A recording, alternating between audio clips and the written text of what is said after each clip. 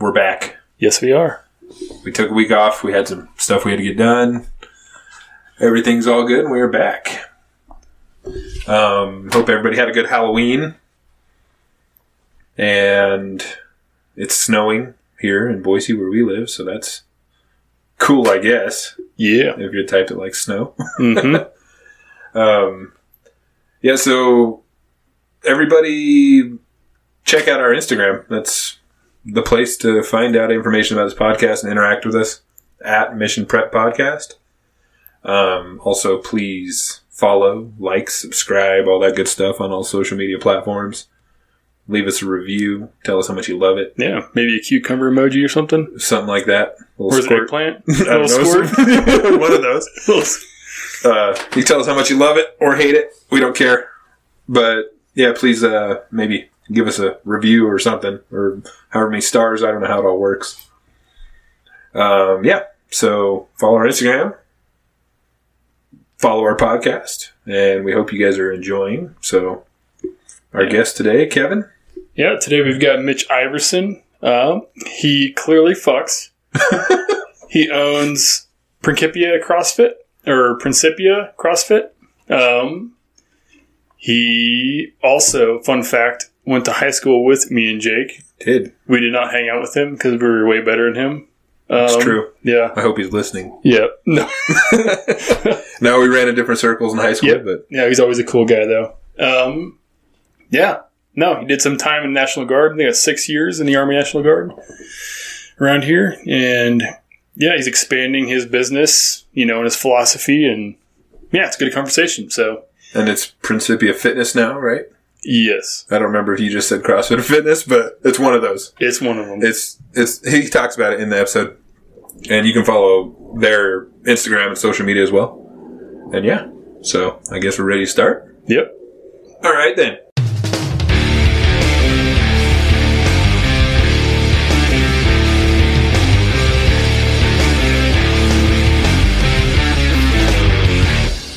Oh, you hear it. Oh, yeah, you hear everything. Yeah. It's like the vibration of my shoulder. Or this chair will creak, and you hear it. Oh, okay.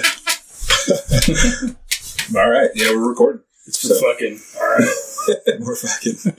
Dude, I was actually telling somebody, I've told, a lot of people about the podcast, so I, mention it in passing to people who I know Kevin.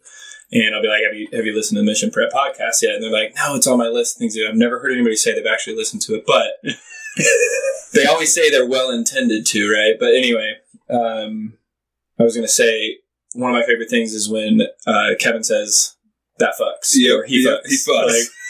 It's one of my favorite things when he says that. Not because, just because it's so Kevin to say something It's like that. 100% Kevin. Yeah.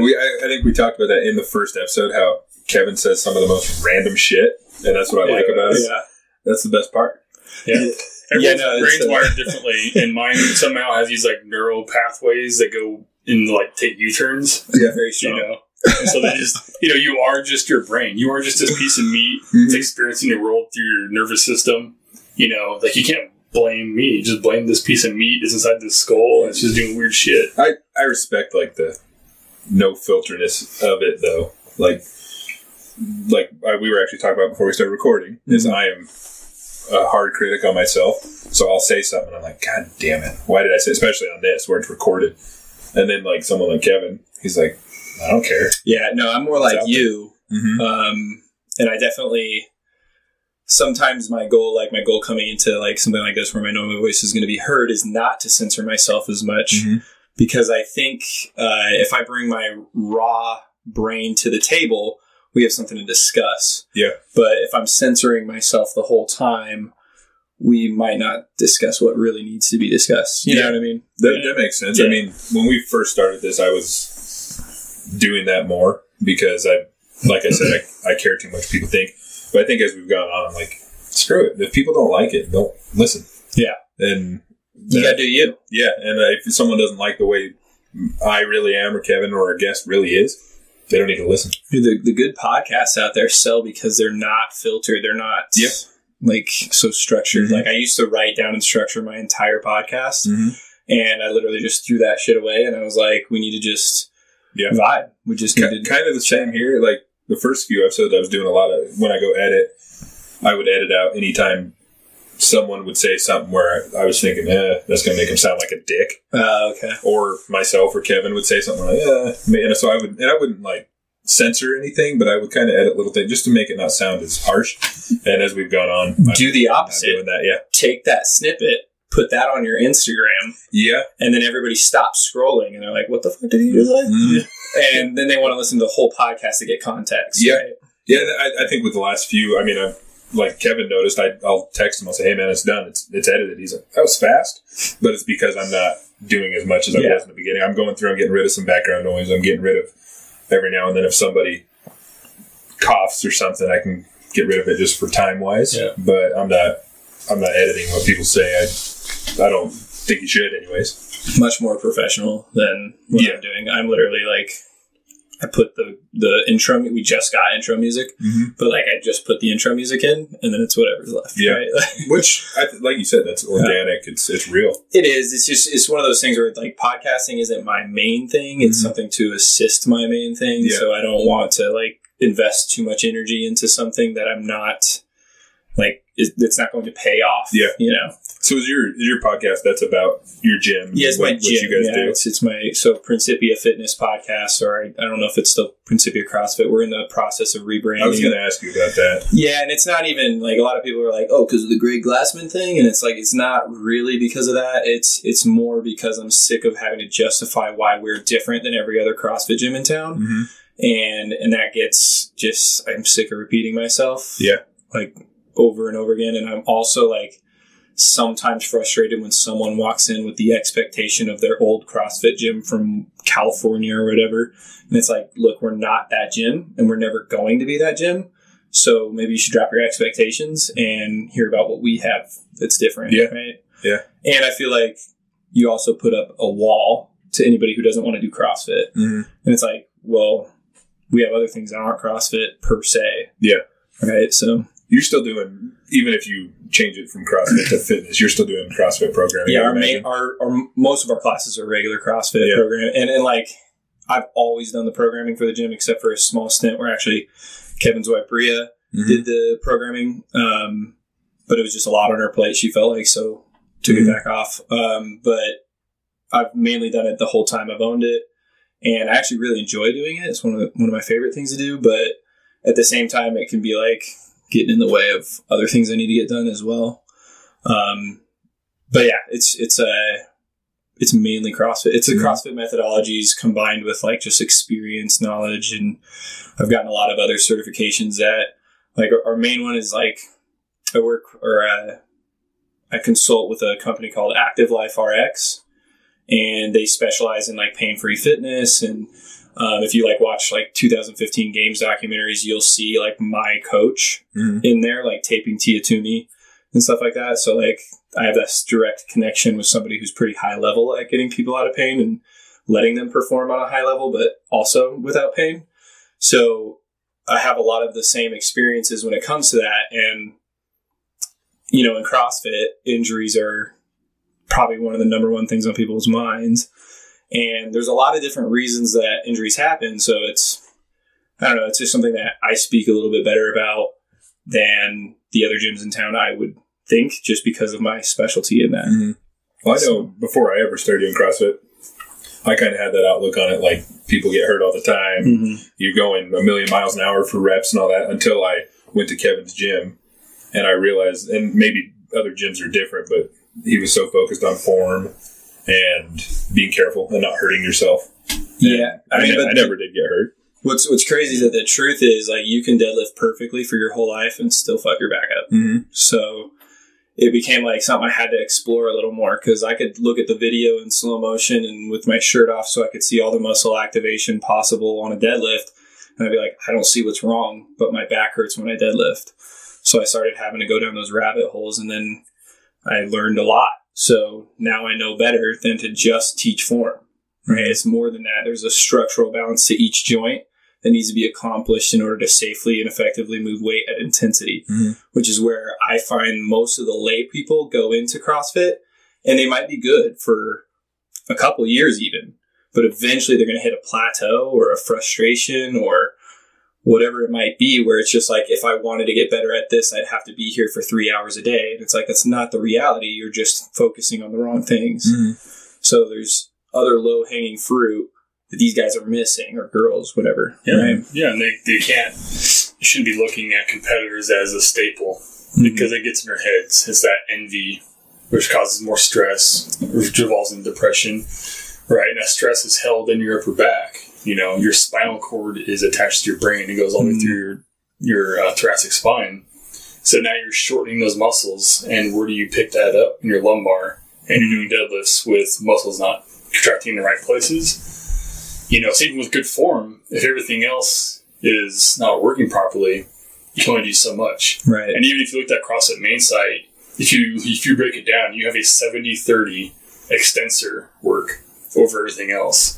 So your extensors are doing a ton of work. Your hamstrings, the piriformis, your... well, what's funny is that it should be doing that much work, but nobody actually engages those things because their movement patterns get all messed up from sitting for so much. So we're all so conditioned to sitting that our hip flexors are super tight, super short, right?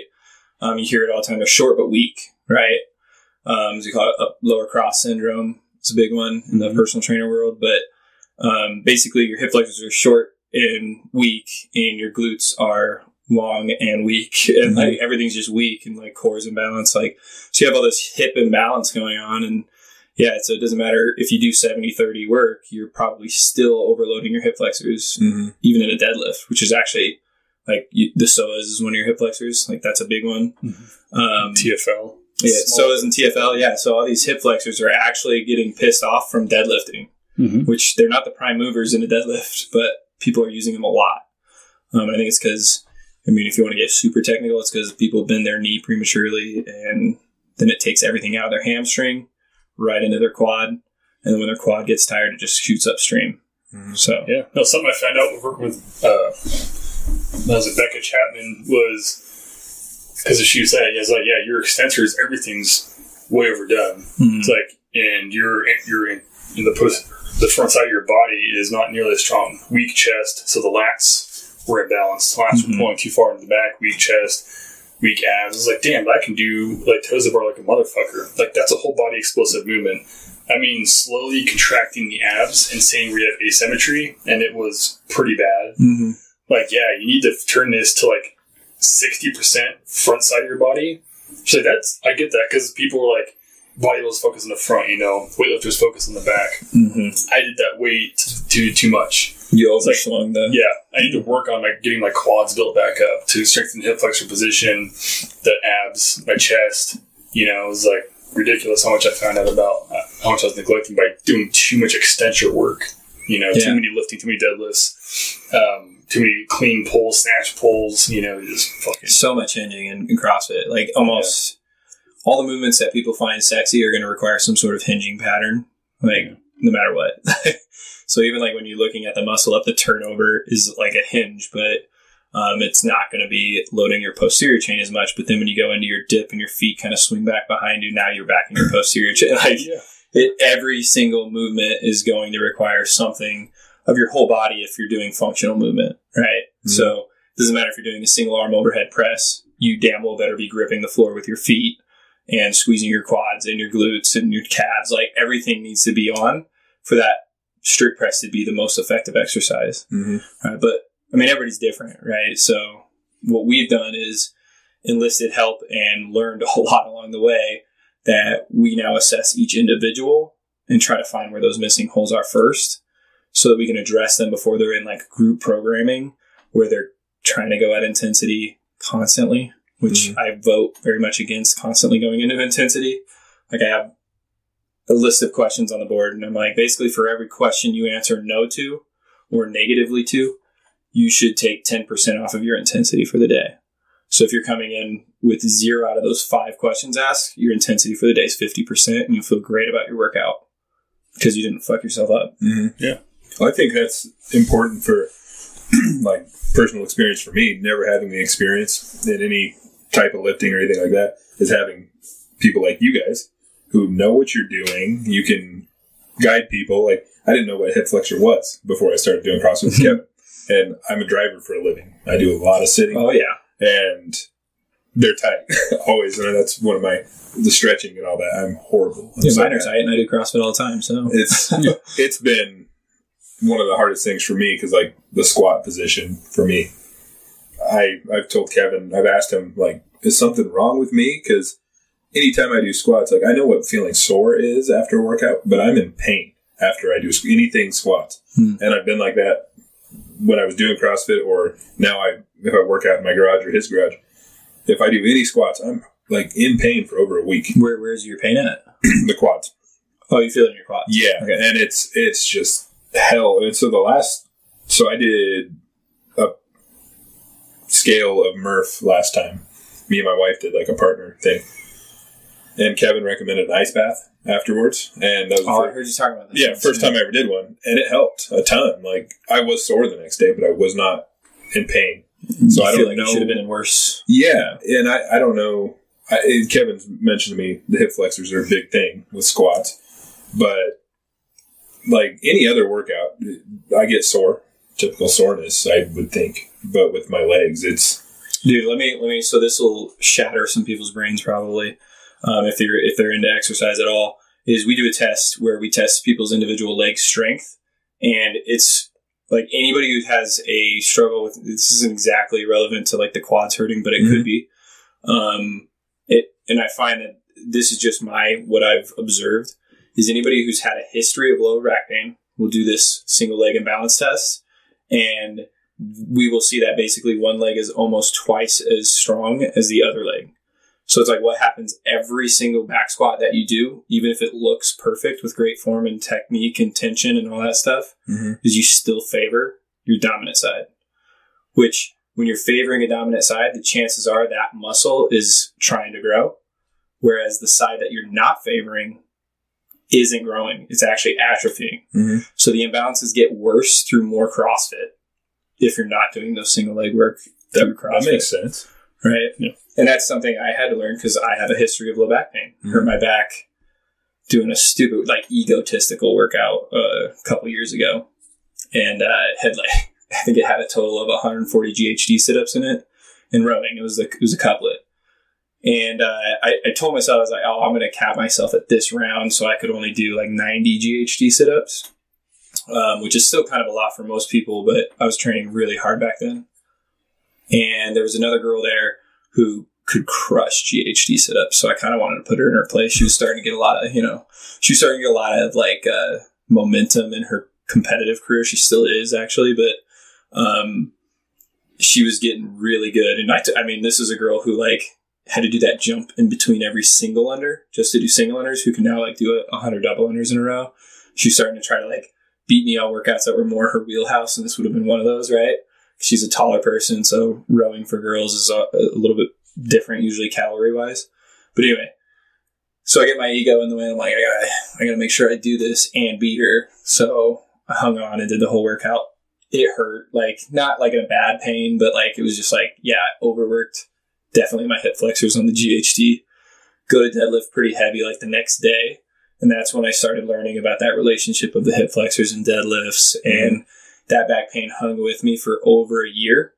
So I couldn't work out with really good intensity doing the stuff that I love doing for about a year. And then I started going down that rabbit hole of single leg strength and developing some other stuff like mobility in the hamstrings and things like that through loaded stuff instead of stretching, because stretching is basically BS if you're not doing it right. Like, actually, most people it's just BS most of the time. So what I mean by that is, like, your tissues love load. They respond to load. So if you do an RDL instead of a regular, like, conventional deadlift, and you specifically focus on that tension through the hamstrings, you will make your hamstrings extend much more than you will if you just stretch for 3 minutes a day. Much more. Like, I can take anybody who can't touch their toes most of the time, and they could be 8 inches from touching their toes, and I can get them in an hour session touching their toes most of the time, just through tempo RDLs. If they're trained properly, like, they could tolerate some volume, I can get them to touch their toes. If they're not trained, that's not the goal on the first day, right? Like, first thing is get them able to tolerate some shit. Helps having that, like, muscle stimulation around the nerves. Like even for my hip flexors, I do a couch stretch, but I leave my foot in dorsal plantar flexion, and then I drive my knee towards my stomach. I'm activating. Right. So just so everybody who's listening, who's not a nerd in fitness, dorsal plantar flexion is like pointing your toe, like at the top of your jump, like pointing your toe This way. Oh, so that's dorsiflexion. Yeah. Dorsal plantar flexion. Dorsal plantar. Okay, so no, this is plantar flexion. This is dorsiflexion. No, this is dorsiflexion. Whatever, dude. Right now, they're both pulling their toes pulling your up toe and back. down. It's Yeah. So yeah. Okay. Yeah. So the opposite of what I said. Yeah. So that way, sliding nerves through the muscle. Right. Doing this, and then pulling my knee up. Okay. And by doing that for sciatic nerve floss. Yeah, two minutes. Well, if I was moving it, I'm not actually moving it through. Oh, okay. I do it with the bands though, like prior to rowing. I see. Okay. But just holding it static, but driving the knee up and away, or up towards me. To your chest, yeah. And doing that 2 minutes per side is, I mean, I could go into a regular couch stretch all day and not get that. Mm-hmm. Just so, and like, I know it fucking works because I do it almost every day because I'm sitting for school. Yeah. Even though it's online, I'm sitting too much. And so, you know, tendonitis and fucking ACL stuff coming back. And so I do that and it goes away. You know? So, and same thing with the chest. You know, saying you're doing this too much or riding. So my shoulders are rounded a little bit too much forward. So I stretch my chest. I'm not just like grabbing on and stretching out. I'm resisting against the movement and letting it slide through. And then my chest opens up and I can go overhead. Proprioceptive neuromuscular facilitation. There you go. What he said. I was going to say that same thing. Yeah, no, I could tell it was on the tip of your tongue. I had to beat you to it. Yeah. No, it's like anybody who's a dental hygienist could talk about the shoulder pain that like Kevin's talking about from riding or typing too much. Like every single dental hygienist I've ever seen has shoulder issues going on because they're always holding their arms in front and up, and their traps and their pec minor just super tight. And those are already problem areas for most of our society and culture. So like that particular job, like really. What do you see with like truck driver, for example, other than being just out of shape? Like what's a common, is it hip flexors? It's probably going to be the hip flexors the most, and then just the general weakness from just you're unloaded, but you're in a flex position all the time. Well, that's like a thing. When I started doing jiu-jitsu, because when we're training in the gym there, you don't typically start on your feet. Mm-hmm. There's no reason to. You don't want to throw someone on the ground and get somebody hurt. So we start on our knees. Okay. And so you're in that position, and you're going from the kneeled position. So you're using all these muscles in your legs to move. And for the first while there, because I'm a big, heavy guy, so I automatically think I have strong legs. Mm-hmm. I'm carrying around a heavy load all day. Yeah. And we get into certain positions in jiu-jitsu, and I'm not able to move. And I asked the coach about it. I was like, what's going on? He doesn't sugarcoat shit. Mm-hmm. And he says, your legs are weak. It's like, what do you mean my legs are weak? I carry around. He's like, no, you have weak legs. And he's right. He is right. And I had the same thing back when I was going to Kevin's gym and all that. My legs are weak. Dude, when I started taking people through this single leg stuff, it was shocking. I bet. Like people were squatting like tons of weight, and then you can't even like step your own body weight up very well. Mm-hmm. Like it is bad. Yeah. So it's like, clearly your individual legs aren't very strong. Your hips might be very strong if they work together. Mm-hmm. But as soon as you take one out of the equation, the whole thing is shifting, and it's a big eye opener. To load the hip flexors, like a really good stretch. We're not going to call it a stretch because it's a movement, but if you really want to get like long-term fix to the hip flexors, is what we've seen is working, and what Active Life has also seen is working, which they're a much bigger company than we are, so I trust them a lot, but is a loaded Bulgarian split squat, but you have to do it a certain way. So have you done Bulgarian split squats? Yeah. Rear foot elevated, right? Instead of letting your hip hinge, so like for those listening here, it's like imagine your shoulders going forward as you're coming down because you're hinging at your hip. Don't do that, even though that puts a lot of weight into your forward leg. That's what we do for like a strength gain on the Bulgarian split squat. But if you're looking for a mobility gain, you're actually going to keep your hip fully extended and pushed forward while slowly lowering and slowly coming up. And the big part is like the slow thing, but also loaded. So like doing 3 sets of 10 as heavy as possible with a really slow tempo of like 3 seconds down and 3 seconds up will typically start causing long-term changes way faster than like a stretch will. You can stretch every day. You can do that 3 times a week, and you're going to get more bang for your buck. Is there a similarity, like you said lower back pain, which I do have. I get it occasionally. Is there lifts and stuff like that are better? I don't know if the right word's better, but better for you than a stretch? I mean, almost no stretch is good for back pain, it seems like. I have a few that Kevin kind of showed me to ease it for a little while. Yeah, well, that's the thing about stretching. So stretching is a very temporary relief. So is massage therapy, a lot of chiropractic care. A lot of that is all just very temporary, right? You have to do something immediately following that adjustment where you load the tissues if you want permanent change, right? So stretch, great. No, it's useful. Get the thing that's like kind of tensed up to be like, chill, right? Then you can go through the proper movement at the proper tempo and load it. And now that tissue's like, okay, this can be a different thing that I can do in the future. Okay. So it won't re-tighten up as much, right? You still have to obviously consistently do the work. You can't just like do it once and be like, yeah, it fixed me. Usually it doesn't work that way. I mean, there's a few young people that get away with that, but it's probably something else going on too. But most of the time, like you ask most physical therapists and you're stretching your hamstrings when your back hurts, they're like, you're probably pissing it off more.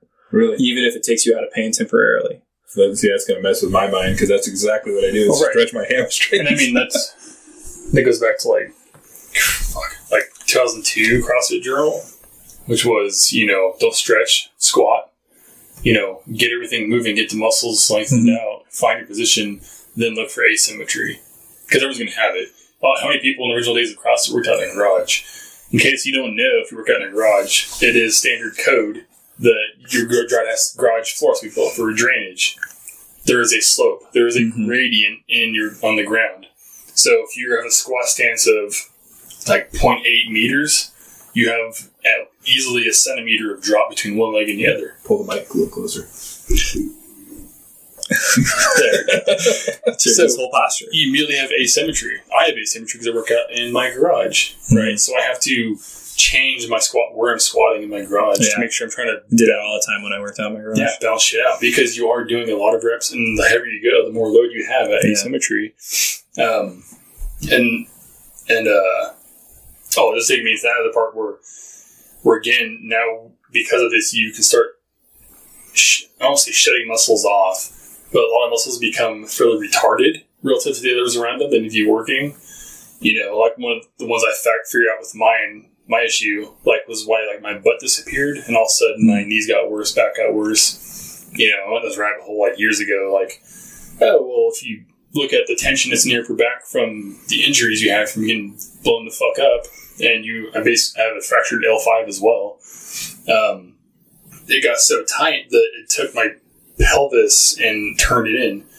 And so because of my back, my glutes shut off, knees get worse, back gets worse, and it's a positive feedback loop. Right. Because then you try to work out the glutes, and they just get tight. They don't actually... Well, I think they're all, like, with that pelvis turned underneath, they're already tight, but then they're not working when you're trying to put them in a lengthened position. Right. They just go into like kind of a spasm. Like, you're not really working them out. You're just stressing the body. Yeah. Like, it's funny, I've actually gotten, over the last few years, my glutes have started coming back. And just recently, they're starting to like have little issues again, sitting down too much fucking school, like long labs and shit. But I've noticed actually finding a proper pelvic position. And honestly, what all I did was focus on rolling out, the hip flexor, the TFL, glute medius, glute minimus, and strengthening my low core, doing a lot more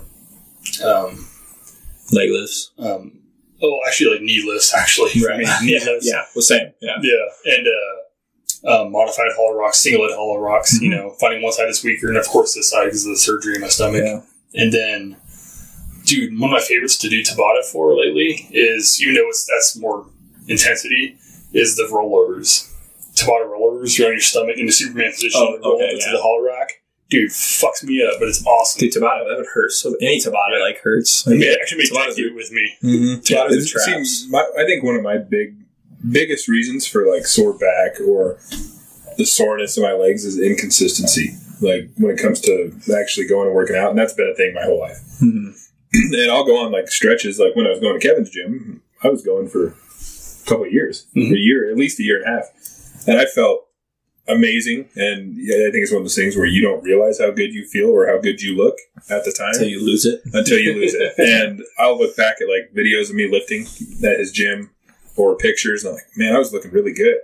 And and it's the same thing when you get fat and out of shape. You don't realize how fat and out of shape you are. And so inconsistency has been a big thing for me. And like now, me and Kevin live 2 minutes from each other, and I'll go work out with him in the morning for like a week, and then I'm like, oh, I'm too busy, and the whole busy thing, and it's inconsistency, and it's something I think I talked about this on a previous podcast. I need something or somebody to hold me accountable because I'm horrible about it.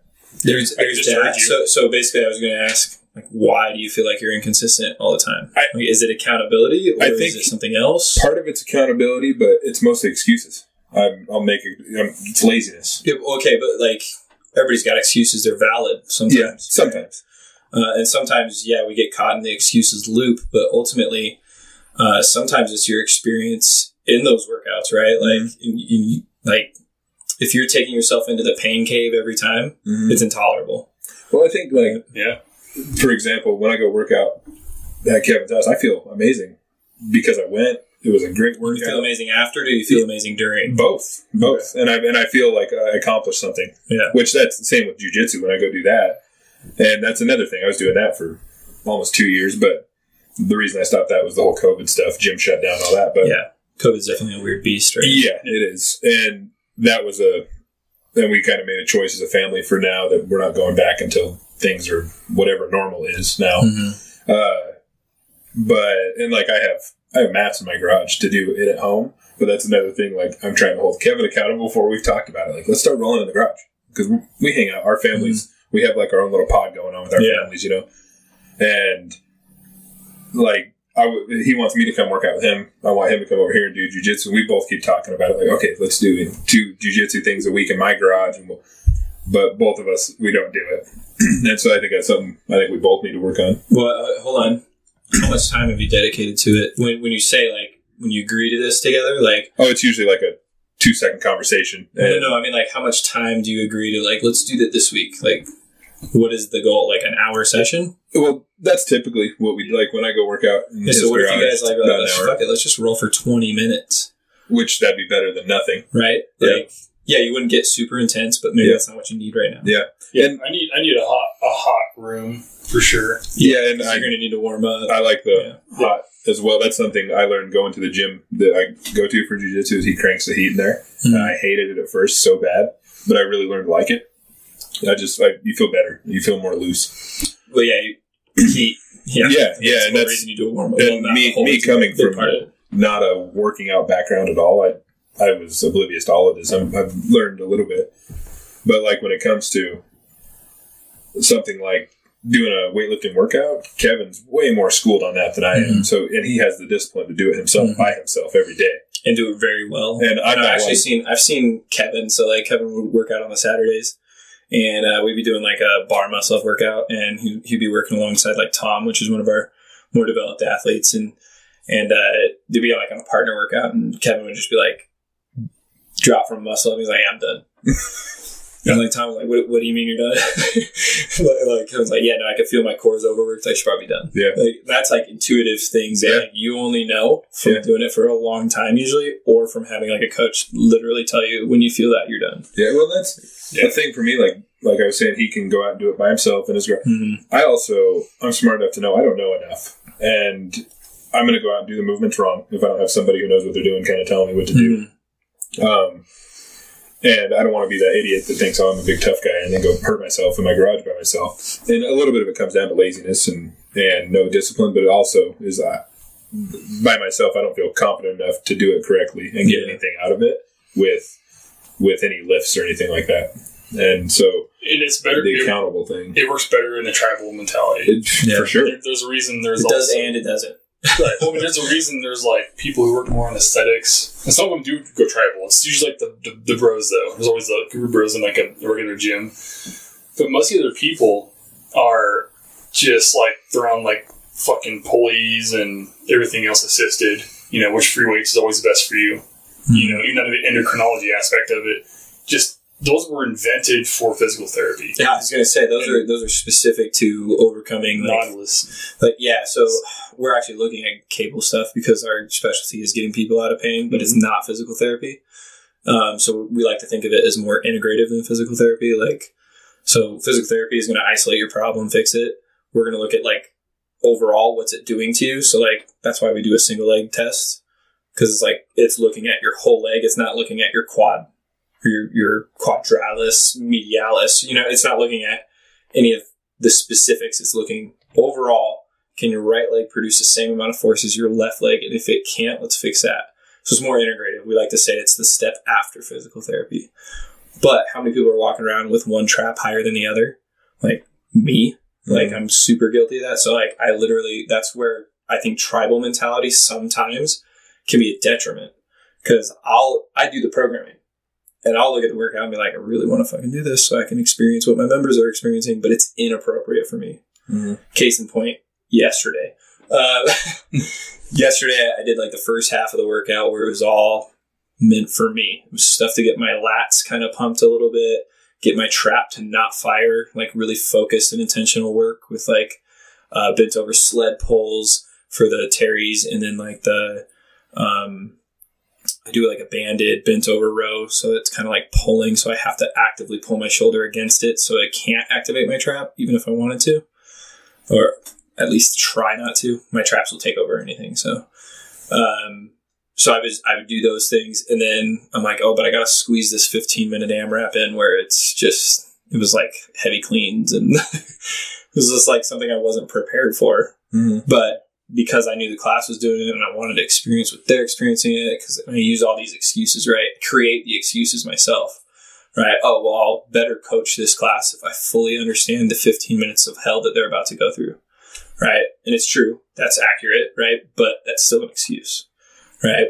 And then there's also the fact that it's just well, if I'm telling them to do it, I should do it. Lead by example. That's a leadership 101. Yeah, it is. But there's times where it's inappropriate too. Yeah, right. Which is why we're more and more talking to people about their individual needs, and less talking about you're interested in CrossFit. Let me throw you in a class and just see how you swim with fish. Right. Yeah. It's not. We're finding it less and less appropriate the more and more we actually take care of people. Mm-hmm. So now we have this, you're going to start with personal training, and we're going to really see what your body does through this assessment, taking through flexibility mobility assessment. And that is the lowest hanging fruit for anybody. If you can't flex your shoulder properly, we don't need to load it and see how it works there first. You don't need to, one of my big pick-ons for other CrossFit coaches is they'll assess someone's mobility through an overhead squat. And it's okay, what if you just tested their ankle dorsiflexion and you found out that that was limited? Then you would know that an overhead squat is just not appropriate to even ask of them, because they're going to feel like a failure because they can't put their knee forward enough to get in a proper overhead squat position, right? Instead of looking at their overall and be well, maybe it's your knee or it's your hip or it's, you know what I mean? You're looking at all these things and saying, maybe this mobility sucks. But we're identifying it joint by joint and saying, this does, through a measured amount, suck, right? We need this many inches for guys and this many inches for girls, and you currently have this. Mm-hmm. And when we take it and measure it against all the other flexibility joints, we can say, okay, these are the 2 problem areas that are going to come up down the road. Let's work on these through the rest of your one-on-one sessions, while we're also building on technique and how to move and things like that. And by the end of those, hopefully we're in a better place, or we go into what we call our Tide class, which is half individual programming, half group workout. So we still get the tribal mentality, but we also get people to work on what they need to work on, which is huge. We see so much more results in that group than we do in regular CrossFit, because we can hold their intensity to what's appropriate for them and progress them appropriately through flexibility, mobility, structural balance first, and then performance-based things. And then they're by the time they're ready for a CrossFit class, they're ready for a CrossFit. They're going to be not held back by mobility. They're going to be held back by load, or just the fact that they haven't moved that fast before. So then it's okay, well, we could still progress that intentionally too. Yeah. So, I mean, that's why we designed it differently, and that's why we're taking CrossFit on the name, because now it's different. Mm-hmm. And when I have to take a CrossFitter who's done CrossFit for 2 years and be like, look, dude, like the injuries, the slew of injuries that you've just listed to me, or they're not even real injuries because most of them don't get them diagnosed. They're just imbalances. And they're like, yeah, my shoulder just hurts every once in a while. And it's like, well, yeah, we just took you through this flexibility and mobility test. And it's pretty obvious that if you do kipping pull-ups on your shoulders the way they are imbalanced as much as they are, you are going to hurt yourself eventually. It's not if, it's when. Mm-hmm. Do you want to turn the heater on? I could edit out the sound of it. I don't know about you guys, but it's kind of getting cold here. It's chilly. My hand, I keep sitting on my hands. So, I want to ask something real quick about taking the CrossFit thing out of your name. What is the whole backstory with the Greg Glassman thing? Because I know a little bit about it, but I don't think a lot of people do. And you guys would be more versed on it than me. I mean, as an affiliate owner, I think a lot of it was, I think there was some question over what we're getting as affiliates by affiliating. Because really all we get is the use of advertising the name. We don't get any support in how to run an effective business. We don't get any, like the level 1 isn't actually teaching people how to coach. It's teaching people how to move, which in turn can help them coach someone else. But not everybody connects those dots because they have so much self-growth first. And there's a bell curve on intelligence people. So not all level 1s are created equal. No, absolutely not. No, there's level 1s that come in at well-intended and they follow through with what they learn and apply knowledge really well, versus the other level 1s that are like sometimes you're like in there, you're like, how are we in the same group right now? Like, I felt the same way in the military when I was an intel analyst, and I went to my school to learn more about it, and I'm like, who's this dumb fuck over? Like, they are so fucking stupid, and I hear what they score on the ASVAB, I'm like, I thought that disqualified them. Like, yeah, it's just like that, where you don't have to qualify to show up to an L1. You just show up, right? So, yeah, there's a huge difference between L1 coaches, but, so some of the backstory is just, we didn't, as affiliates, a lot of people just weren't sure over the past, 3 years especially, that we were getting anything from CrossFit. And you're paying a lot of money from what I hear. We're paying a lot of money, and on the main site, they're showing older people, which is fine, lifting jugs in their living room, which is kind of like this implication of you don't need a coach, you just need to do what's on the site. So it's almost like devaluing us as coaches who can teach them how to do that movement better and safer, whether it's 100 pounds or 10 pounds, you know what I mean? So there was a little bit of that, kind of building up a little bit. You can also talk about the CrossFit Games. I love the CrossFit Games, but it definitely distracts from the message of health that CrossFit started out with, which is why Glassman took all those, steps, I guess in quotes, backwards, was just because he was like, I created a monster in the games, and the thing is supposed to be health. And if you look at the way the athletes train, it's not health, right? So, and it's definitely misconstrued all the time amongst everybody who does CrossFit and has for a couple of years for the most part. And I know Kevin knows this because we talk about this shit all the time. It's I fell into it, so it's such a distraction, right? And it's like, if I ultimately wanted to be healthy, I wouldn't train like a CrossFit Games athlete at all. Very little of what they do is applicable. Yeah, they're held together by physiotherapists, dude. They're getting tons of body work done. Yeah. They're putting in, and a lot of people, they don't see it on their Instagrams. They're doing the shit that we're telling people to do, but they're doing that as one of their whole 1 hour workouts in a day, and we're just getting people to do it 30 minutes a day.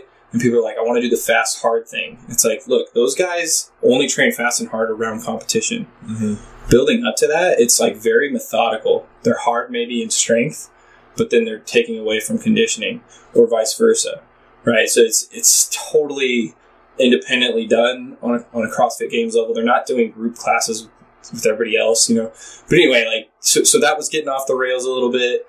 And then, with the heat in America of the racial tendency, the racial tension, yeah. What was the? Forgive me, I'm forgetting the whole incident that happened in America. But George Floyd incident. Yeah, so the George Floyd thing happens, and then Greg Glassman kind of posts a tweet that was combining the problems that we've had with the reaction to COVID and the problems that we're having in the racial aspect of the world, in the United States anyway, and he called it Floyd 19, which when you're just looking at his tweet, you're like, whoa, ballsy. Yeah. Now, if you know the intentions behind it, he's literally attacking the people who were in charge of how we react to COVID.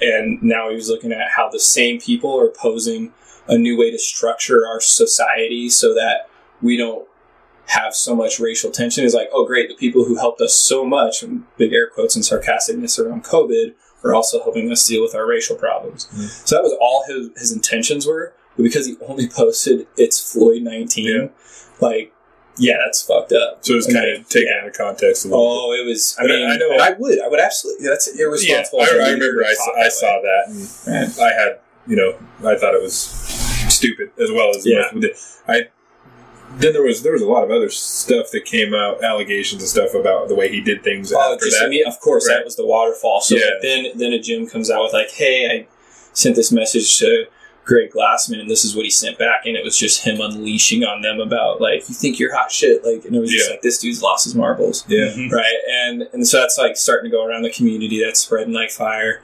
And then there was, the other stuff. There was some like sexism. Yeah. Stuff. So they started saying like at HQ, there's like a sexist culture, which I mean, anymore it seems like that's the go-to complaint about anything is sexism and whatnot. Which I mean, it very well could be valid. I don't know. I was never there, so I couldn't say. I know there's a guy I follow pretty closely. He has a podcast I listen to, and he worked for CrossFit for quite a few years. He was a Navy SEAL guy. Anyways, and I know who you're talking. He came out. Yeah, Andy Stumpf, which this guy, he's a well-educated, very smart guy. And well, I guess what happened is somebody from the CrossFit headquarters sent him a text message saying, hey, if you say anything, we're going to come after you. And so he said something. And he said, well, fuck you. Do you know who I am? Pretty much, Yeah. And he, on his podcast, did this whole spiel about it. I saw that. And he said the phone number that texted me was Greg Glassman's personal phone number. And he said, I've ridden on private jets with that man. He's like, I don't remember if he said, I never saw any sexism, but I had heard plenty of stories from people that it would be valid. And he said, and if he wants to come after me, I have a lot I can come after him with. So, and that's probably the thing you saw. Okay.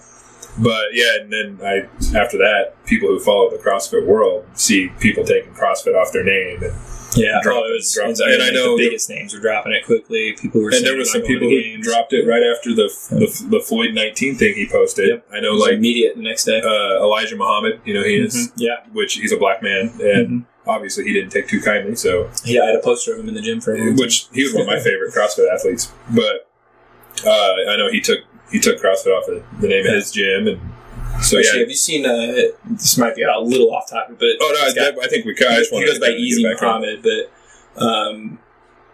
so he was in an episode. Kevin Hart has a YouTube channel. The What the Fit.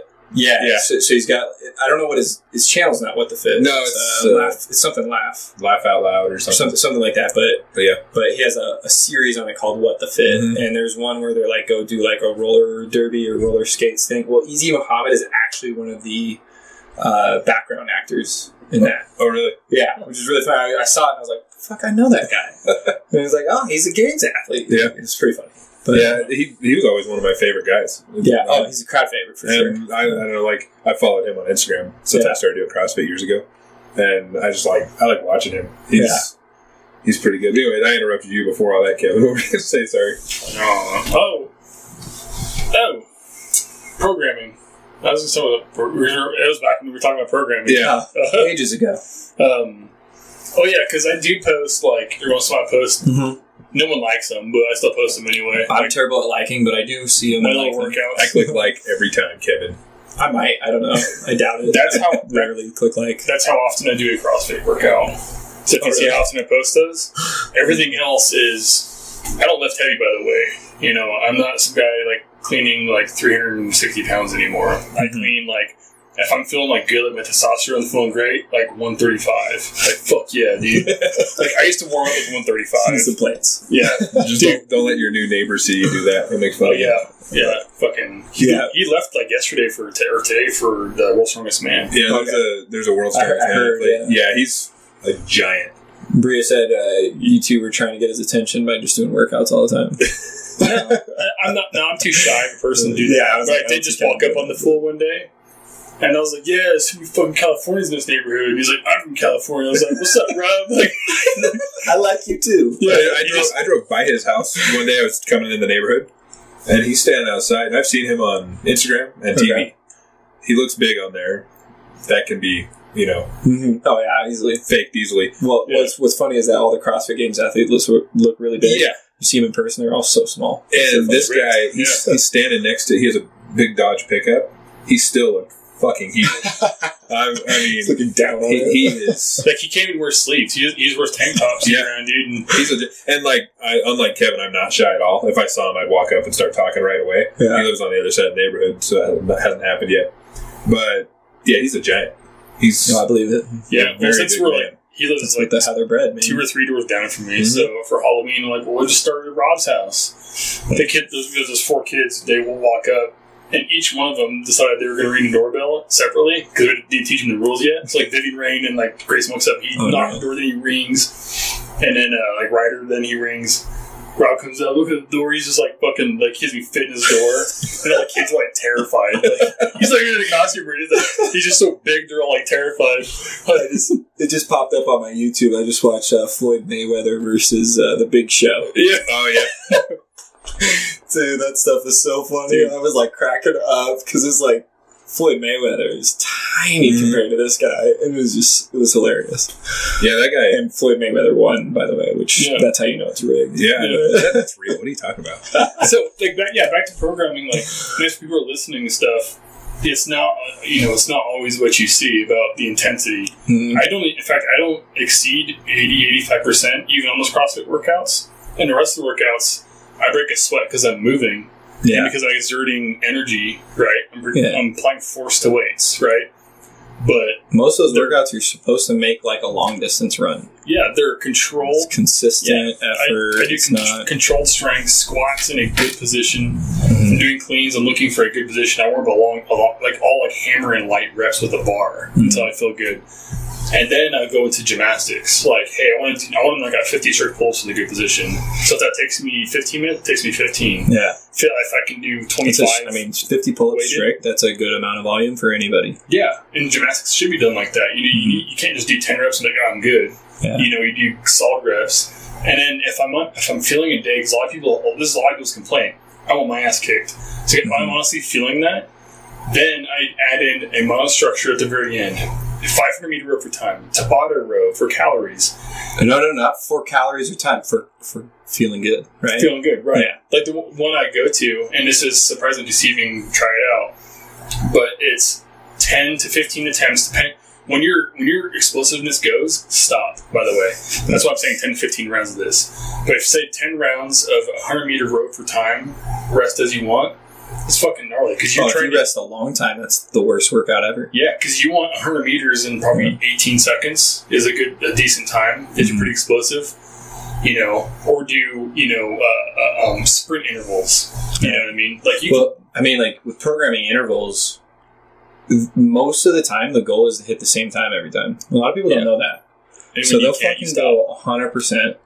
And then it'll be like 90% because they're only capable of 90%. That's still their 100% effort. Mm-hmm. And then it'll be like 80%, but again, that's still their 100% effort. You know what I mean? Like, you're supposed to go, okay, I'm going to go 85. I'm going to do the same fucking thing every time. Like, that's how most interval training is supposed to work. And when you look at the, Olympics, the sprinters, how often do you think they're 100% effort? Yeah. I would say at the Olympics, that's pretty close to it. Yeah. A lot of people don't understand that. They just, they get caught in the endorphin rush that is high intensity. And while I appreciate that as much as the next person, it's highly inappropriate depending on your lifestyle. Yeah. And most people aren't eating enough calories, they're not getting enough sleep, and they're not managing their stress well enough to hit that intensity on a regular basis. Or they're eating enough calories, but not the right ones, probably. There's that too. I mean, honestly, the most with nutrition, because we have something called the other 23. So you used to call it nutrition. We were like, why are we calling it nutrition when half the time we're talking to them about sleep? We're talking to them about doing this journal exercise because they're mentally killing themselves almost, right? So we turned it into something called the other 23, which implies that this is 1 hour of your day at the gym. what really changes you is the other 23 hours. So you should really focus more of your energy on that. So we started creating this program called the Other 23, where you can plug and play these different trackables into their program. So we can say, like, how many hours of sleep did you get? How much quality was that sleep? Right? And how do you generally feel when you get up? Like, do you feel rested or not? Right? So then we start getting some trackables on these people. But, I mean, when I talk to people about nutrition, in my world where people are always have been health conscious for a long period of time, most of them are eating the amount of calories that a 4-year-old should be eating. 1,400 for girls, right? And guys are eating like 2,000 or less. And it's like, guys, you're fucked up. So then it's really hard for me to overcome this, because I can take someone who's overweight and I can say, hey, you need to eat 2,500 calories a day. And it's a girl. And they're going to be like, hell no, that's way too much food. Right? Yeah. And I'm going to be like, well, if you really wanted to see results and become healthy, you need to do this for 3 months. And then we could talk about calorie deficit. The problem that you're experiencing, the reason why you're hitting plateaus and other weight things and you're yo-yo dieting, is because that you've done that for so long, you've been in a deficit for so long, that your body has adapted to said deficit, which is our whole goal with anything we do, is to have our body adapt. That's what's so fucking cool about training humans, is they will adapt to the stimulus you repeatedly put on them. Dendrochronology. Yeah. Repeatedly put on them. I have to emphasize that. It's repeatedly put on them. What I think, like, when it comes to nutrition, diet, stuff like that, our generation especially was raised by a generation who knew nothing about it.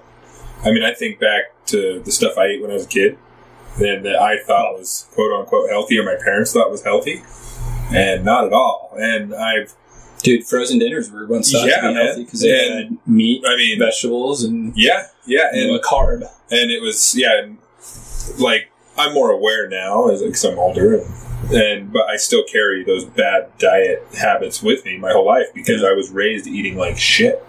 And I think back how much soda and stuff I drank as a kid. Nobody ever told me it was bad.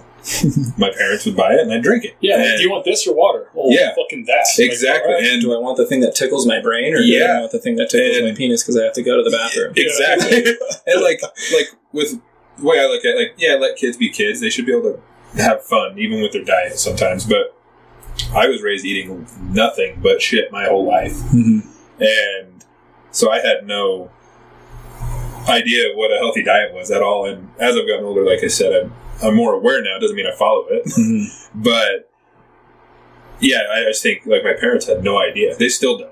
Yeah. They still eat stuff that they think is healthy. Oh, well, I mean, what's funny is how much science comes out every year that just kind of changes what people think is the reality. Like, what other science has proved to be the reality. It's like, our reality now is, we talked this last time, the average testosterone is supposed to be between 280 and 900 right now. That's because it was taken off of a sample of people who are fucking sedentary. That men were sedentary. Oh, yeah, because it was probably made in like the 70s or 80s. No, the recent one was like 10 years ago. Okay, they do it every 2 years. Yeah, even worse. The one in 1965 is right around that time frame. Probably a lot better. It was between like 360 and 1200. Yeah. So, and at that time, a 30-year-old, someone already like 31, 32, should have had a score roughly of like 800. Mm-hmm. And an average 30-year-old right now has 400 or 500. Yeah. And like, that's not a problem. You're healthy. Yeah. Like, no, because testosterone workouts over and over regulates a lot of shit. Like, your thyroid, your serotonin. How fucking happy are you? You know? I mean, I heard one thing a long time ago from a hormone expert, and I'll never forget it because I think it has just a lot of, like, it puts things into perspective for people. If you mess with one hormone, any hormone, you're fucking with them all. Yeah. You don't know how the rest are going to compensate, because when we talk about the human body adapting to anything, it's looking for homeostasis, which is the balance of hormones. So when you fuck with one, you're fucking with all of them. So if you're low testosterone and you take testosterone medication, you don't know the implications of other hormones that are there. It could be a slew of shit. There's thousands of hormones in our body. So it's impossible for science to keep up with this. So you can't always just trust that hormone therapy is going to be the thing. right? It might have a lot of research, and it might have been consistently tested or whatever, and it might help. But ultimately, you could be fucking something else up, and that's the same thing as a calorie deficit. Yeah, well, I mean, they're basing off the big three, like testosterone, estrogen, and progesterone. And the other ones are converted to hormones through enzymes and what you're eating. Right. So like there's a lactate hormone, right? Like, and there's a French guy who's like really going nuts into trying to get some science developed on lactate, but because everybody thinks lactate is like this waste, and he's like saying it's actually like one of the most valuable molecules in your body. So because it triggers so many other hormonal reactions and enzymes, and you know what I mean. So it's all stuff that I think we can't always just take it for what it is. Like you gotta, Well, like I said, with the calorie deficit, and it's really good for people to hear. Maybe if we branch more into that real quick, because I met tons of people when I owned the gym, even afterwards. They start cutting because, like, man, I need to get this with my diet, and then they start looking really good. And they start feeling good. Like, God, I look fucking good. And they go leaner, and then they all of a sudden they start getting a little skinny. Fat, fat comes around. Fat starts coming back. I would say around 2 to 3 months out, they're feeling good, looking good. 3 months later, get a little bit more fat around their love handles. For the guys, they're putting it on their chest, which means hormonal change. Why is that hormonal change happening? You've now been in your deficit too long. Yeah. And now your body's slowing your metabolism down. Yeah. And now you change your testosterone too. You know, and so I mean, like when metabolism slows down, it's a shit ton of hormones you just fucked with. Yeah. Right? Like, but I feel so sad for like our culture when I think about how much the calorie deficits have been rammed down our throats, because yes, it's scientifically proven that calories in, calories out will cut weight. I 100% agree with it. But you do it for long term, you're fucking yourself up. Yeah. And like, I love it when people post shit like, guess what? 4-year-olds are supposed to have 1,200 calories a day to 1,400 calories a day. And it's like, eat that, you fucking 32-year-old woman who's trying to look good in a bikini, because you're not ever going to look good in a bikini eating 1,200 calories a day. You need muscle to keep that fat off, to keep your hormones balanced, and to look fucking good. You know, and to feel good. Dude, everybody, you can get shredded and feel like absolute shit. Did you get the thing you wanted? Like, you wanted a six-pack, you fucking got it. Did you really get what you wanted? Because most people, the answer is, fuck no, I'm not happy still. What's next? You know what I mean? It's like, you did it fucking wrong. And our ancestors were more balanced than that. You know, they didn't live as long, but they probably had better hormone balance because they were so active. You know, and a lot of them probably didn't eat as much as we did either, but because their hormones were balanced, they could maintain muscle mass. Yeah, they still adapted. They were probably skinny lean. Really, if you think about it, there probably wasn't a whole lot of big dudes back then. I imagine they looked like your ultramarathon runner.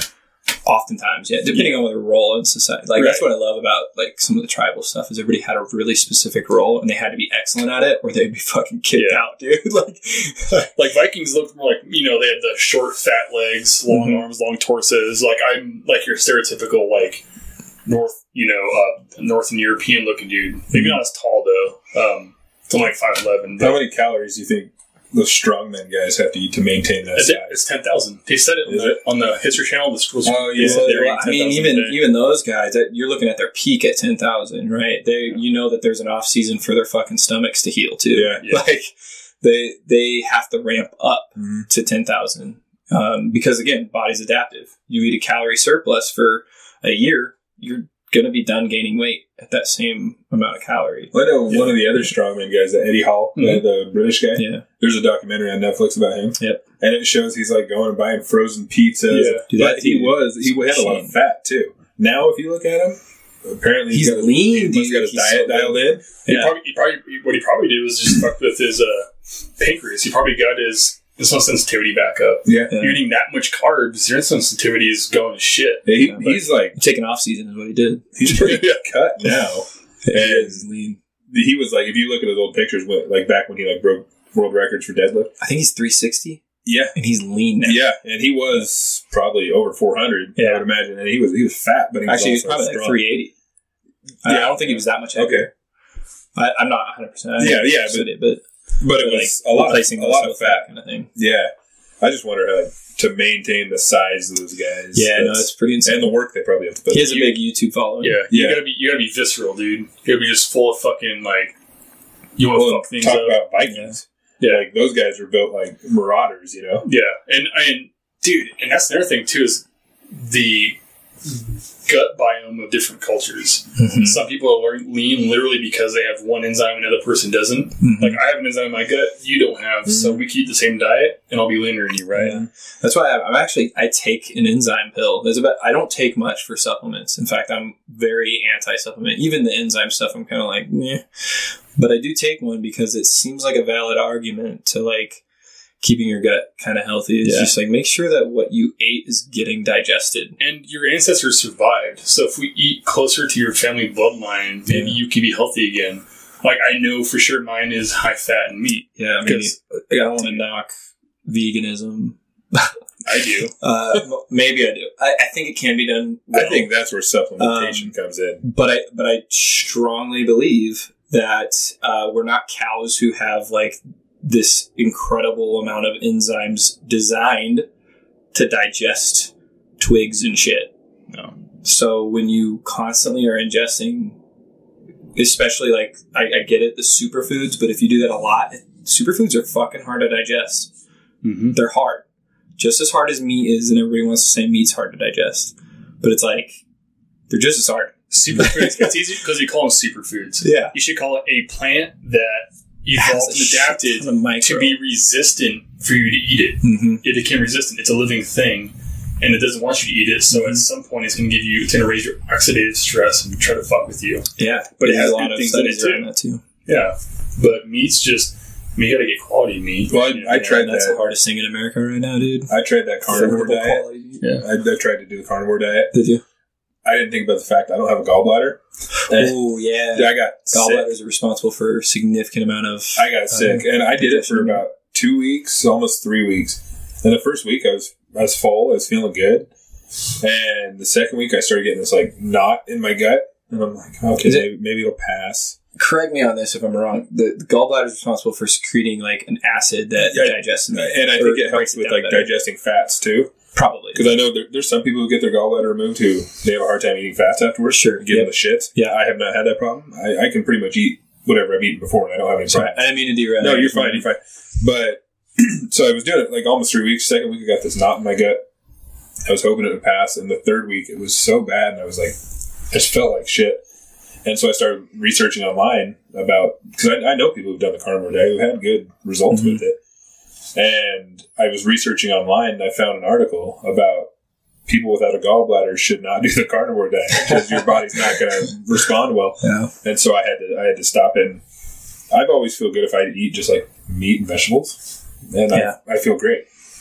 It's if I can do that for a long period of time. That's another thing I'm inconsistent with. I still mess with diet. I still mess with it because I think we change too. I mean, especially with the amount of like just shit that's out there. Like you could be thinking you're eating quality food, but there's just a lot of hidden chemicals and everything because of the way that we have to do agriculture and stuff in order to get the mass amount of produce that we need to feed everybody. Mm-hmm.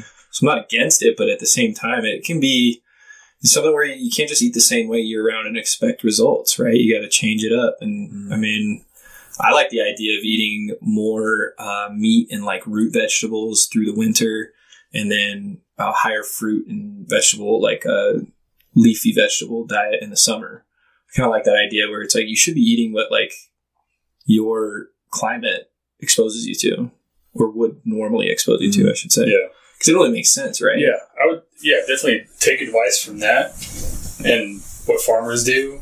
Mm-hmm. Don't take advice from those little fucking Antifa kids, like who want fucking fascism. They want anarchy at the same time, and don't realize that they're fascists, and they don't realize that they're eating because there's fucking farmers. And they're emo kids. They're the most entitled, spoiled little pieces of shit I've ever met, and it fucking kills me. Like, you little vegan bastards. Where'd you get your vegetables from? Did you grow them in your backyard? Oh, no, because you're not competent at fucking anything. Except bitching, complaining.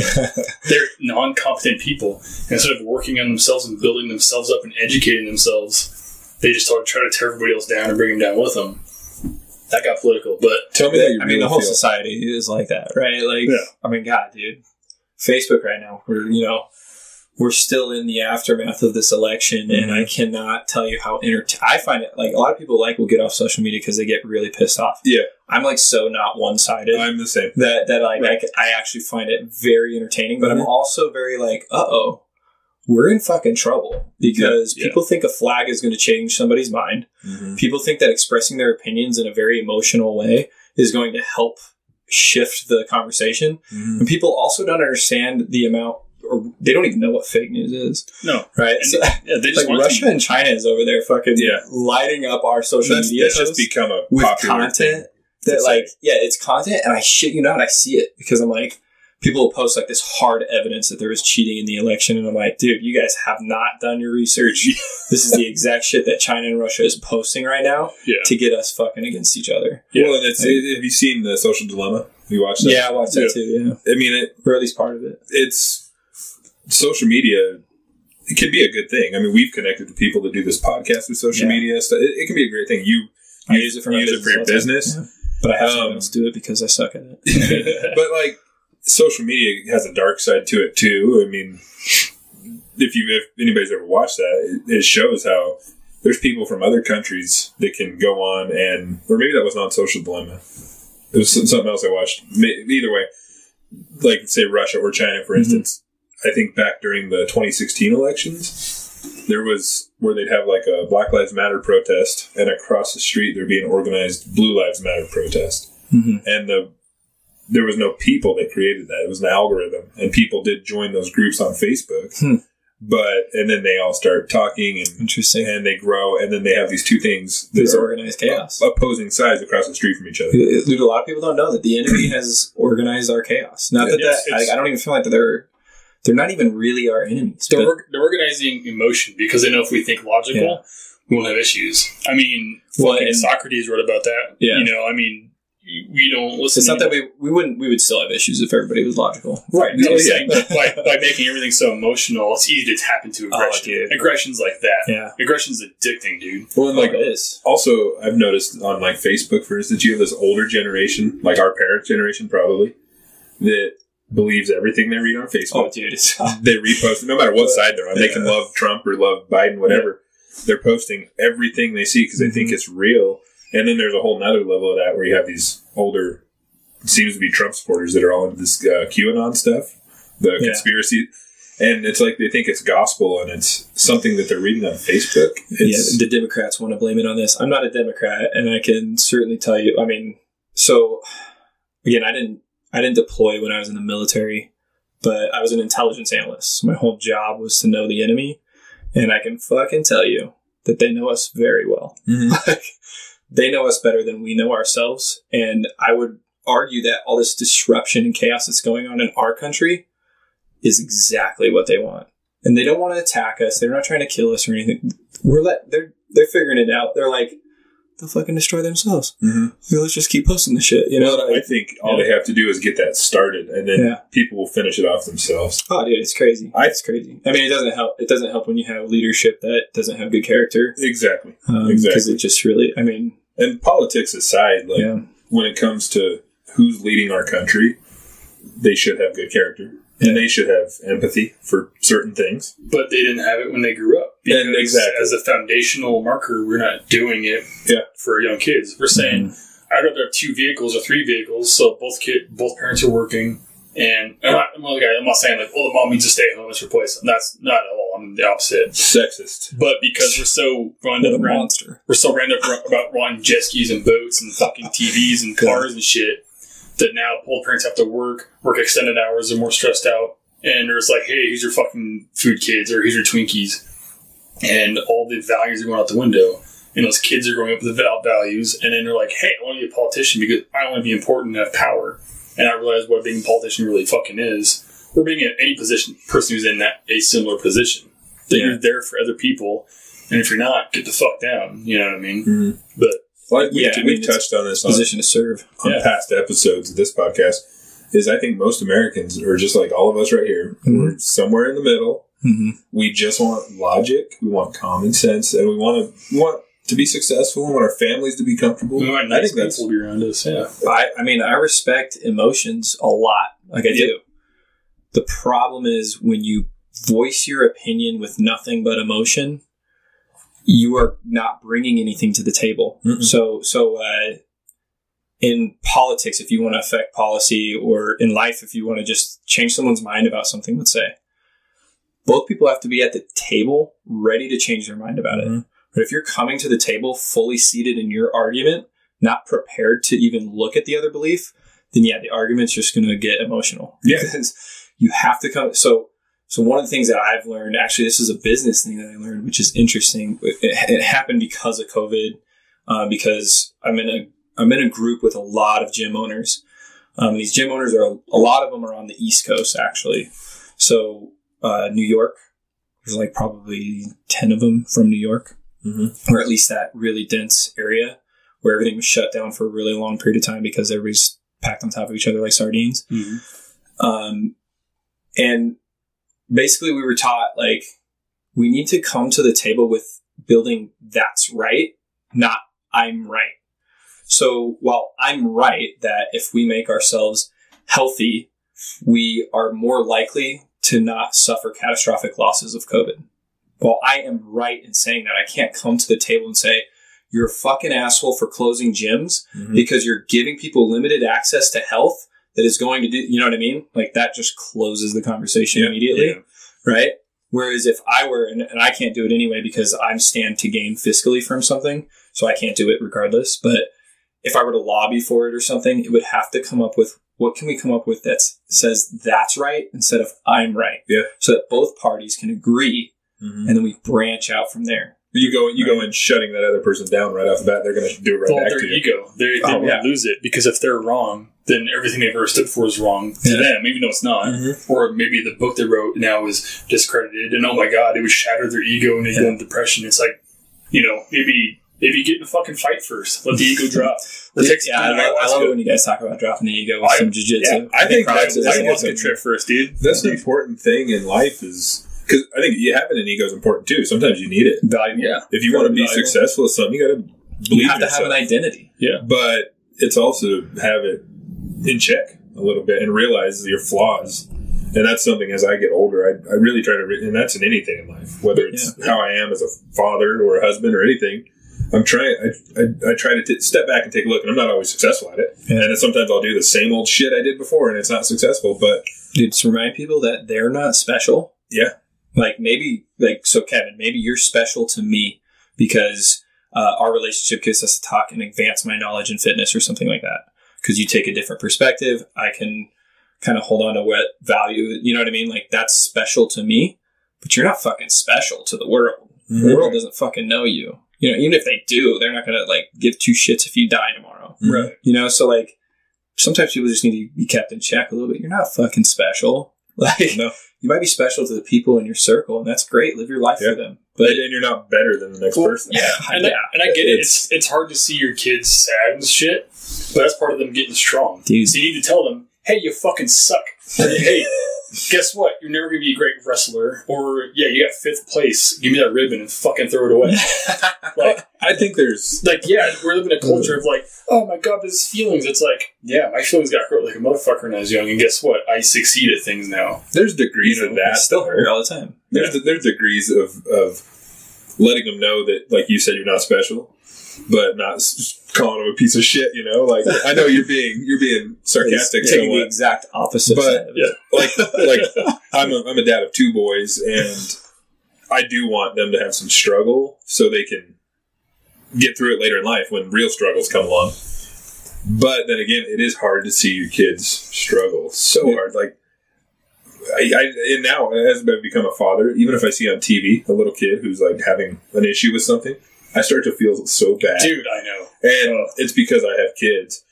And I do think it is important to let them know, hey, you're not better than the next person. You can be, but you got to work hard to get better than them. Yeah. And with my older son, back to jiu-jitsu again, but when he first started, he'd lose a match in class, and I'd ask him, I said, why'd you lose? Is it maybe because they're better than you are? And he'd kind of sit back and think about it, and I said, you can be better than that. You just have to keep working. You can't give up on it. Dude, I love this. So Is it possible to take a bathroom break? Oh, yeah. And we're back. All right. All right. So, yeah, we were talking about just like... So I was going to pose this theory to people. So you've heard of the golden rule, right? Treat others the way you want to be treated. Well, through some of the coaching that I've done, not my coaching, but the coaching I've received in my business was instead to treat others the way they want to be treated. So now they're like, I think there's a movement calling it the platinum rule. Because, of course, you got to one-up it for all the records out there. But, yeah, the idea is that you can analyze the person's personality and give them a response that's suited for their personality instead of giving them a response that is just innate to you. Mm-hmm. So, like, there's there's kind of like if you create this crossroads, right, like an intersection, and you go one way, you've got logic. You go the exact opposite way, you have emotion. You go to the right or to the left instead of up and down. So logic is at the top, emotion is at the bottom. You have on the right or left, depending on how you're looking at it, on the right you have fast, and on the left you have slow. So then you can start building their personalities around this thing. So fast and slow is their decision making. Fast people can be emotional or logical. It just depends on what the motivation is. Right? And it's the same thing with slow people. They can be emotional or logical. Just depends on what the situation is. So here's how we get down to it. So a slow, logical person is going to be analytical. They want to know everything about the process that's involved, and they want respect for their intelligence. So when you're speaking to someone who's analytical, you need to respect their process. Be like, wow, really cool how you came to this conclusion. Will you show me more about it? And they would love to just go nuts with you, right? Kevin might fit somewhere in there. Mm-hmm. But there's also the opposite side of logical, which is potentially where I think Kevin fits more into. And that's called the driver. So the driver, while they're logical, they're also fast in decision making. So they're going to be like, logic says this. For me to get from A to B quickest, I need to fucking do this. Put me in, coach. That type of thing. Mm-hmm. So that's where I see Kevin. So if I were to try to coach Kevin, I'd be like, dude, I see where you want to be, and I can get you there way faster because you're a fucking racehorse. You're going to do everything I tell you to, right? And that might get him motivated to do the thing, mm-hmm. right? Now, unless he perceives that his logic is greater than mine, right? That's where things like can hit the road. But the point is, I can talk to Kevin more how he wants to be spoken to, mm-hmm. rather than talking to him how I want to be spoken to. Now, I'm on this emotional side of the spectrum.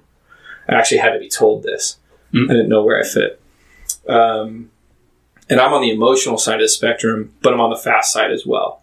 So I can relate to Kevin with being fast, but I'm making fast decisions emotionally, which is dangerous sometimes, mm-hmm. right? As is, I would say, logic sometimes. But because when you're logical and fast, you disregard emotion.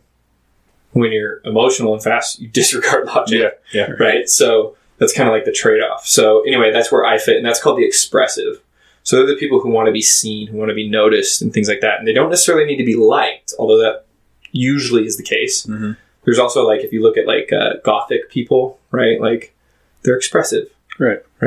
Sleeve tattoos, they're expressive. Like, those types of people are expressive. Mm-hmm. Which is why I think Kevin's a driver, because he also likes tattoos and shit. Right?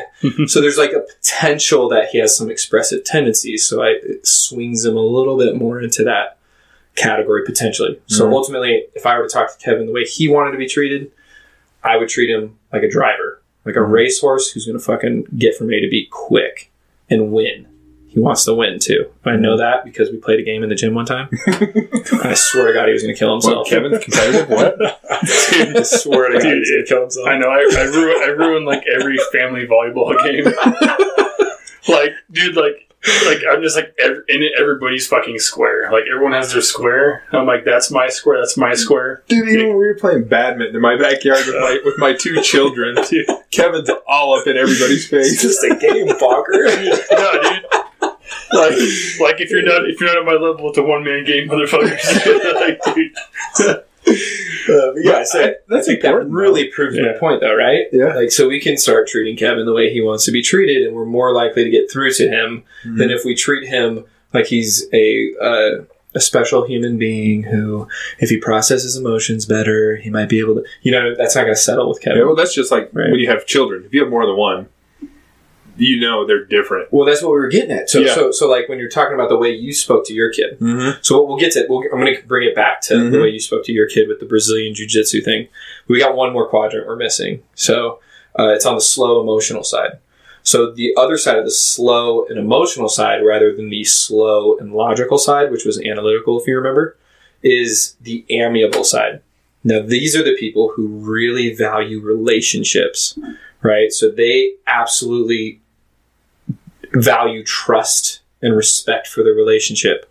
So if they break trust with somebody, that's going to wreck them emotionally. That's going to set them back a million years, let's say, right? But the way you would talk to somebody like that is to talk to them about how proud of them you are. I'm so proud of you for this. And you have to mean it. You can't. So this isn't to be manipulative. It is meant so that you have a little bit of a layout to understand, like, for me as a coach, if I want to get through to this athlete the best way, I have to talk to them the way they want to be talked to, not the way I want to talk to them, right? So if I were to talk to people like a driver and they're an amiable, that's going to actually do the opposite. It's going to push them away. Yeah. Right? So I have to know that, and I have to be prepared to talk to them that way. So that's kind of where we get at with these quadrants. So like the way you talk to your kid was I would evaluate that as being more of an expressive. You want to be better than this kid or a driver, right? You want to be better than this kid because drivers want to win, but expressives want to be noticed. Yeah. Right. So I want to win because I want to be noticed. Right. Whereas Kevin wants to win because winning's the only thing that's important. Yeah. Which it's funny because my kid I was talking about and Kevin, they have so many similar personality so he might traits. Be a driver then. That's actually here recently because right when school shut down last year, my son, he's 12 years old. He had a lot of extra time. He's home. So I was taking him over to Kevin's and having Kevin put him through workouts. Yeah. And he responds so well to Kevin. And I think it's because they think a lot alike. If you've seen Kevin coach, he coaches like a driver. Yeah. And he's going to fucking tell you what gets you from A to B quick. Well, and so here recently, my wife, she's trying to get my son to work out with her in the garage. And he doesn't respond well to me or her when it comes to that. Also, it's your parent thing. Yeah. You're going to listen to other people. Yeah. You almost need a third party coach every time. I texted Kevin, this was a couple weeks ago, I said, hey man, do you think we can start getting Logan back working out with you again? He said, yeah, let's do it. And I think because they're kind of similar, it's kind of funny to watch that happen. And I think part of it is it's not your parents, so you're going to listen to them too. But yeah. And for some reason, we always want to, I don't know. It's almost like we want to live up to someone else's expectation before we live up to our parents. And then we'll follow through with the parents' expectations or desires or whatever. I think that part of that is, too, if you're around someone long enough, you know when they're full of shit. And as much as I want to say I'm a great parent and stuff, I'm full of shit sometimes, and my kids are going to pick up on that. Yeah. Nobody's a good parent, right? Like, if we're doing it right, we're never a good parent. We're always trying to evaluate ourselves. We can never settle for what we think we are. But that being said, we can't beat ourselves up to the point where it's a detriment to us being there. You know? Yeah. But it is like that is one of the hardest things is that we are like I'm like you a lot. I think you might be expressive as well. Yeah, for sure. Because when I heard you talking a lot about some of the different things, like you critique yourself a lot. Big time. And honestly, even the first time I heard your podcast, I was like, I think our voices actually sound similar. But it's true. Like we are so hard on ourselves that it's almost harder for an expressive to be like, look, like you can't worry about the emotions tied to what other people think. You have to fucking make a decision, take action, and go with it. You know what I mean? Like, and I don't think anybody lives in their quadrant solely in every situation. Like when I'm around new people, I'm definitely more analytic. I'm observing the room, trying to come up with the processes, the way everybody responds and things like that. And that's it. When I first meet somebody, now the second time I meet them, I can go into my normal tendencies a little bit. But the first time, I'm definitely not going to be expressive. Yeah. I'm not going to be trying to show off anything that I can do better than them unless it's having to do with my intelligence. Yeah. when I think it's necessary. But when it's like you were just talking about, I noticed, like, going back and editing this podcast, I'm listening to my voice, which we've talked about. Mm-hmm. Nobody likes our own voice. I notice when I'm talking, I pause a lot, and it's because I'm trying to really think about what I'm going to say. I don't want to just spit stuff out and it's stupid, which it probably still comes out stupid sometimes. But I pause a lot, and as I'm talking, I notice that listening back to myself, and like I just did right there. I'm trying to really think. This happened. Trying to think about what is going to come out of my mouth before I say it, because I am also a person. And if you listen to this podcast long enough, people know I can talk forever. So can I. And yeah, that's another thing. Trying to learn, like, not to cut people off when they're talking, especially doing this, and letting people get their word in, and not try to one up them with my story. And that's something I've battled my whole life, and I'm aware of it, so I try not to. But I do try to think about what I say. Yeah, while everybody has these tendencies, well-managed ones are the ones that live the best lives, right? So, like, while you're a driver, if you can be a well-managed driver, that means you can respect other people's emotions and take them into account still, because you've trained yourself to intentionally. Oh, yeah. You're not going to naturally stumble upon it. Kevin, for sure, like you said, the driver thing, thinking back to when I'd watch you coach a class full of people, you were good about taking into account people's emotions and people's differences too, big time. Yeah, not at first, but I didn't realize, like, it was actually as I built a rapport. The people I don't know, it's like, hey, if you can survive, whatever, like, being around me, but as soon as we built a rapport, it was easy to be intuitive. Like, to be like, hey, no, seriously, stop. Like, you're being too hard on yourself. Relax. You've got this. You're doing really well. You don't need to be trying to keep up with her. Yeah. You're doing awesome. Like, keep doing what you're doing. It's so good for you now. Yeah, this is what I want you to do. You're doing exactly. That's why I'm not saying anything to you. Like, oh, okay. And then the other person that is just she's basing herself off of is looking at me like, why are you fucking sitting around watching me? Get back up on the bar. Because that's what she needs. That's Carly. Like, that's what you need. Get on the fucking bar and do that. And then they're like, yes, that drives them because they need that push. They crave that push. And because I relate to that, I'm the person who doesn't want gratification. I knew because you're not emotional. Racing BMX when I was like 9, 10 years old. I knew then, like, I can't do well with people telling me I did a good job because it was kind of uncomfortable, but I would get lazy. Yeah, and I was in the military. Like, don't tell me good job because that's going to make me not as good. It's so funny because everything I just said on the opposite side of the spectrum, Kevin's basically saying, don't fucking say you're proud of me because I'll fucking murder you if that's the case. You know what I mean? Like, because I'll get lazy. The exact opposite I'll get lazy and I won't perform. Like, well, I'm the type where you've got to be. There is no... I don't know if you're like us, Mitch, but I'm the type where I enjoy when someone tells me I'm doing a good job. It makes me want to try harder. I do. I mean, so there's the amiable who wants to hear they're proud, like someone's proud of them, right? Because it means they've been valued. But we live on the same emotional side. Yeah. So it could just mean we were noticed for the work that we've done. I think people can, in small aspects of that, change a little bit because, like, I relate it to, like, my job. At my last job I had, and it was a new thing to me. Everything was new. I needed someone to tell me I was doing okay because if they didn't, I thought I was going to get fired. And it was like that for a while. And I always thought, like, if the boss doesn't tell me I'm doing a good job, they must not like me. And that's just in my head. I'm playing games in my head, making shit up. Then when I got you need to be noticed. Yeah, but when I got to a point where I realized, hey, I'm good at this, and like my new job, I've been there now 6 years. Not so new, but when I was new, I could give a shit less. I knew I was doing a good job. Heck yeah. I knew I'd go in there and kick ass, and I'm going to outwork everybody around me. And I've never once needed my boss to tell me I'm doing a good job. And so I think people can change a little bit. I think there's aspects that are always with you. Yeah, I think you can just like it just comes to how people like. The lesson is not learned in the you have to live your life trapped in your box of expressive. The lesson is learned in that's how you evaluate how you should be talking to the person you're talking to most effectively create the relationship you want. Yeah. Right? So that's all it is. It's not like so I train all my coaches to do these.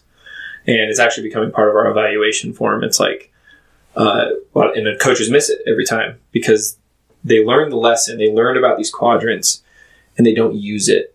And if you don't use it, then you're talking to them incorrectly. Like, it's just... So we do a lot of personal training now. And when I evaluate a personal trainer and I see them talking to them the way they want to talk to themselves, not the way their client wants to be spoken to, I have to take them aside and be like, look, this person's paying a lot of money for these sessions. You have to talk to them the way they want to be spoken to, because 1, they won't see results as quickly if you don't. 2, they won't stick with it. 3, they won't feel confident, which is the whole point of this whole thing. Mm-hmm. Right? So it's like, you have to, so it becomes part of evaluation where I go, after an evaluation, I say, what quadrant is this person in? And then if they don't know the answer, it's kind of like, okay, you know where you need to start with your next session. Yeah. Or you need to know going into that next session. Right? Because we, as coaches, we have to get the change out of the people we want in order to see results. We have to. Mm-hmm. There is no choice. If there is a choice, we're fucking doing it wrong. Yeah. Right? There is no choice. I want it to be life and death for my coaches to get results, period. Mm-hmm. You're not doing it effectively if you're not speaking to them the way they want to be spoken to, period. Mm-hmm. So, like, no offense to Kevin, if you speak to an amiable as a driver, they will not see results very quickly. They will shut down. They will recede. So it's like you just cast away somebody who needs help. They fucking need it. Mm-hmm. Right? And that's something else I really highlight is like, people aren't in here because they want help. They truly need it. They need to feel confident in order to effectively be the human that they know they can be, that's inside of them, that they want out. Yeah. And if we're not trying to bring that person to light and really get them where they need to be, both on a physical level, yeah, we're using a physical thing, but on an emotional level, on whatever level, we're not doing our job super well. Mm-hmm. Right? And it has to be taken into consideration. So I can't afford for a coach to be talking the exact opposite of that person they're speaking with. Yeah. Because it's going to ruffle some feathers. They might stick through it because they paid the money, but that's not results. Mm-hmm. Money isn't results. Right? No, so, and CrossFit, I think, in general, or just that module of, when I mean CrossFit, I mean the way of progressiveness in CrossFit. And being more personable, getting the tribal mentality together with us for the good or the bad, getting the standards for movement in there. Because if you just go to any other gym, they're still living in the 90s. The personal trainers are about themselves. They look disinterested in their client. Their client's not getting any better. And usually ever. Because when we lived next to the Axiom, I was going in the mornings. I was like, fuck, everyone here is retarded that works here. It's pretty rough going into global gyms knowing what we know. And the education, the exercise science degree, all that, there's no real discipline in the teachings that they have of how to move properly, how to get something properly. That's not in it.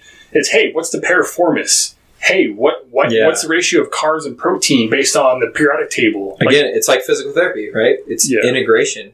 You're isolating a problem. You need to integrate that problem if you want to truly solve the problem. Yeah.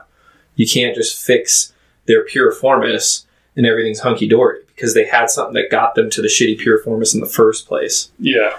No, I think that the whole education system around that is so fucking far behind anything. Mm-hmm. But anyone who is the professor in those sciences will talk about how much they know more than everybody else. Mm-hmm. It's like, cool. Demonstrate to me a proper air squat, motherfucker. Yeah. Oh, you can't. Yeah. You can sit there and talk to people all day. Funny, dude. You go to a college professor of exercise science and they can't fucking squat. Fuck no. It's so funny because it's the reality. Most of the time, I mean, it's becoming less and less the reality now. Yeah. But again, I mean, part of it too is because we're so close to this thing. So we can pick the fucker apart. Mm-hmm. Like, whereas we could think like these NASA scientists are doing a fucking expert level job. But, like, maybe if we were as close to their thing as they are, we could be like, you guys fucking suck. Right. You know what I mean? Like, I don't know. I'm just saying we're so close to it, it's easy for us to be really hypercritical because we do know some things and we can easily say, like, no or yes to something. But, I mean, ultimately, again, it's coming, I ought to always come to the table with a that's right mentality and not a I'm right mentality and be prepared to learn something I'm not maybe always prepared for. So I don't like to knock anything because of that. Because I do think they're like... No, what I was knocking, I guess, was the mentality. Yeah. Because you can always learn something from somebody else. It's like going to those gyms and getting frustrated because I see the apathy and a disconnect. I'm like, why'd you go to school for that? If that's how you're going to act, it's well, the in mental attitude. the fitness industry, and this is something that I didn't know I was going to be so passionate about when I started the gym, but I am so passionate about it now, is the fitness industry is in big trouble because of that exact same thing. If you go in to see your personal trainer and they look hungover, they're wearing a hat, like I used to wear a hat all the time, but they do any of these things that imply that maybe they're not all that like taking this seriously. Subconsciously, that's how it's read. Yeah. Black and white. It's not like, oh, well, they can justify it. They know me. It's like we have a relationship. No. Subconsciously, you have less of their trust than if you were there, ready to go 10 minutes early, clipboard, stopwatch, hair groomed, right, dressed to the nines in your actual uniform that you were assigned, right, looking like a professional human being. And when they walk in, you don't say, oh, well, we have 10 minutes before we start. Go just like do this on your own. You're just like actively wanting to know more about them. You're listening, things like that. Like that's what personal training is. Fuck the entire physical session. It's all about that relationship. You made a post actually on social media wasn't too long ago about the haircut. You know what I'm talking about? Yeah. And My own haircut. I agree with that. And when I read that, I'm like, fuck yeah. Because I'm the type, you want a professional haircut so you feel professional. And Dude, that's I feel like that's what you were getting right now because I was supposed to have a haircut on Thursday. And then I was like, hey, I had a coaching seminar this week, so I had to postpone it. And so we postponed it till Friday. And then he's like, hey, dude, I had a COVID scare. I'm negative, but I had to be out until Tuesday. So we rescheduled it. So now I feel like a fucking mop because it's like, okay, I've gone 5 days over my haircut. This is brutal. Well, I think it's okay because it's still the mentality behind you saying that, like dress for the person you want or that you want to be. Like, I would not feel like I was a well put together dad if I was wearing shorts that went past my knee. It's fucking weird. Don't be rude. I think it's weird too. Past my knee, like a pair of big fat globes. Like I was in high school on a skateboard and like a shirt that says has that marijuana on. Like, dude, like I'm dressing for the dad I want to be, and that's not fucking it. That's not the identity I want. I want to be put together. Fucking people know that I'm a straight shooter, right? And if they don't like that because they're anti-establishment and that someone makes me part of the establishment, well, fuck them then. I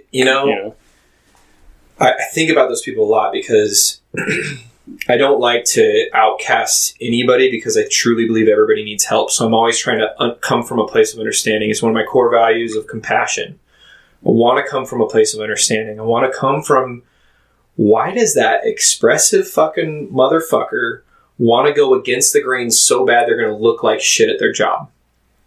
And it's just they're suffering. They're suffering from something, right? So when you come from that place of understanding instead of just being like, you're fucked hard, which is a lot easier. Yeah.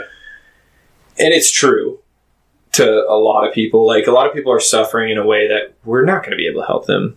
But at the same time, like, if I can come from there first, I can better express my thoughts on this person or towards them in a way that's going to be a little more constructive. But yeah, I definitely, it's easy for me to just say exactly what Kevin said. Yeah. It's so easy for me to say it. And that's what I love about Kevin, because I know he's a driver. So it really just lets me I know the way Kevin's going to talk. Mm-hmm. I'm ready for it. And I value it because it does bring me to the table with logic, right? Because Kevin's going to say something, and there's so much logic to what he just said. Right? But on the emotional side, when I'm like, okay, but if I want to change this person's mind about not combing their hair, I need to understand why they didn't fucking comb their hair in the first place. Yeah. Right? And a lot of it is pain and suffering, right? And maybe they don't value the pain and suffering. Maybe that's all it is, right? Because everybody's fucking wanting to live a stress-free life and shit like that. And it's like, shut your hippy-dippy mouth. That's not going to make you happy. Stress makes you happy. Value that motherfucking thing, because you can sip pina coladas on a beach for how long before you realize your life has no purpose and you want to kill yourself. You know what I mean? Yeah. So value every stress you have. Try to figure out what it's trying to teach you and mold you into. because you will fucking propel yourself forward so much faster in whatever you're trying to be in. And it's just life-changing. It's life-changing when you take that perspective and you run with it. When you take that perspective and you're like, fuck it, that's when it's dangerous, you know? And yeah, everybody's suffering. There's, I mean, millionaire to literally can't feed themselves. Everybody's suffering. Everybody has their own struggles. And I think that's like we talked about earlier with compassion. Mm-hmm. It's just looking at somebody and thinking like, why are they that way? Like, there's people I work with who they seem pissed off all the time. And my first instinct is to go, fuck that guy. He's an asshole. But if you step back and you're like, fuck, maybe something's going on. Maybe he's got some struggles going on. And you have no idea what's happening with him. Dude, more often than not, that's the reality. Mm-hmm. And I'm the type, I've been pretty good at like connecting with people in my life. If I meet somebody, I'm going to try and find a way we can connect somehow. We have something in common somewhere. Mm-hmm. Sometimes there's someone who is just an asshole. You're not going to connect. It's not. Yeah, you can't just walk up on them and be like, "Hey, man, like Big Mama loves you." Yeah, that's even worse. You know, that they have even more struggle than that. Yeah, and sometimes you're not the person for the job to connect with that person. Yeah, you're just not. And maybe I wouldn't be able to connect with somebody, but Kevin could, or you could. Mm-hmm. I relate it back to work again because I do a lot of training, which I guess would be coaching. Yeah, you know, and I train a lot of new take employees. Those quadrants, dude, and really think about it. After you talking about that, will be super helpful because I train people from different types of life that have different personalities, and I always try to connect and try to see where they're coming from, and see why they think the way they do things. And it's the same with politics or anything. I try to understand that other side of what I'm thinking. And when you bomb, just don't fucking get upset. Just reflect. Like, why did you bomb? And I think it's good to realize other people have struggles, and maybe they're the same struggles you're going through, maybe not, but most likely not. Each person has their own things that might not be a big deal to you, and that's going back to being a dad. That your kid could be pissed off because there's something that's really important to him, and I try to tell myself that all the time, and I might not be successful. Yeah, I might get to the point where I'm like, you know what, you little shit, go upstairs. You know, but dude, that's one of the hardest things. And also going back and saying, shit, I was wrong, and I think it's important to let your kid know that you were wrong. And I've said that so many times to my son. I'm not good at that either, and this just happened the other day. My older son was just in this mood, and what I took as being disrespectful, and I reacted emotionally right away. And he has this pair of really nice wireless Beats headphones, so he's always got around his neck. I reached up and took them off, said, "These are gone." And he walked out of the room. My wife looks at me. She's like, "Dude, calm down." Yeah, like that was I didn't need to take the headphones. There was no reason. Which quadrant is your wife? You know, she's a hard one to pin down on what she is. So my wife's analytical, and I'm the exact opposite corner, right? But like, talk about different parenting styles. Yeah. Holy shit. Like, I feel you on that. Like, I am a reactive force, you know, and I'm really trying to change that so that it's more effective.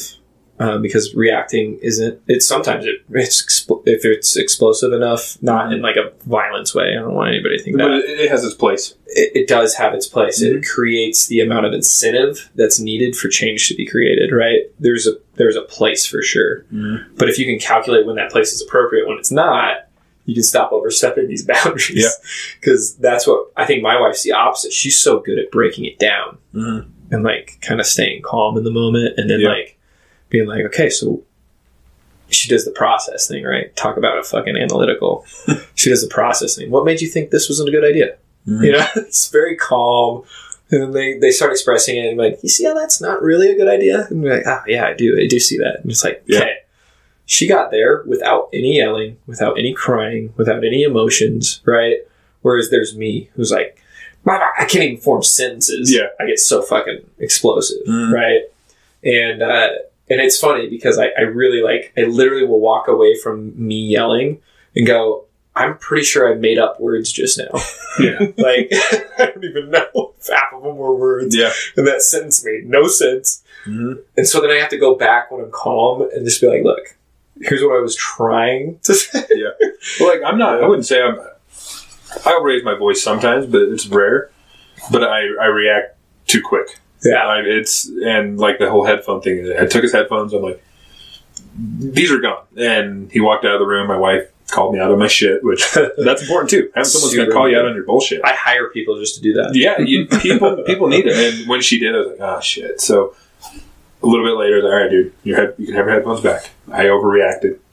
And then the next day, he was making jokes about how I'm an overreactive dad. Which is true. Sometimes I am, but it's cool though. Parenting or coaching or training, it's all, as long as they still have, you got to hold the respect, Yeah, and which means you have to give it. And when you feel disrespected by anybody, it's not a good feeling. And there's ways to lose that respect even further too. Inward first, though, right? Yeah. I mean, you're going to talk about core values. I said compassion. Accountability is probably my number one.